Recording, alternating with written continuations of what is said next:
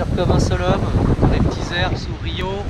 Il y a 4 nœuds de vent, on essaie de trouver notre chemin vers les Sables d'Olonne. Et c'est assez amusant en fait.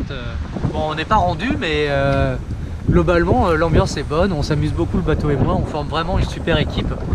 Une équipe qui tient le choc, hein, puis 76 jours de mer, donc c'est quand même assez génial.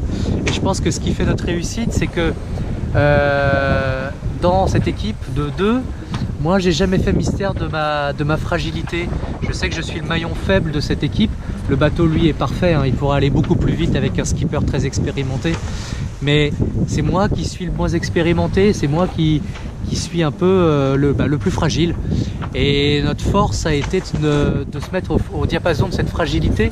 Vous imaginez que si on était allé aux possibilités du bateau en oubliant moi ce que je ne peux pas faire, eh ben on serait pas allé très très loin.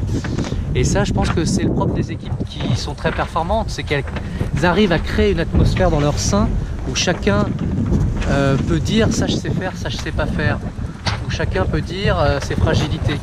Et là, à ce moment-là, on a de la fiabilité. Et c'est là où parle la différence.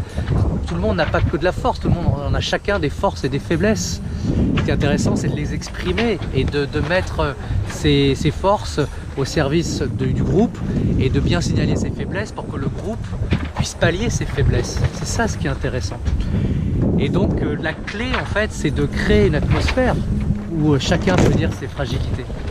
C'est difficile dans notre société parce qu'on a une société qui est obnubilée par l'apparence et dans l'apparence il faut paraître fort. Et je pense qu'on aurait tout intérêt à réfléchir là-dessus, à moins penser justement superficiel et visible et à se mettre vraiment dans nos ressemblances invisibles, dans la différence qu'on peut tous apporter dans nos forces et nos faiblesses. Voilà, petite réflexion au sud du Brésil, dans les tout petits airs. Attendez-moi, hein, enfin attendez-nous, on arrive, on prend notre temps mais on arrive. Allez, salut!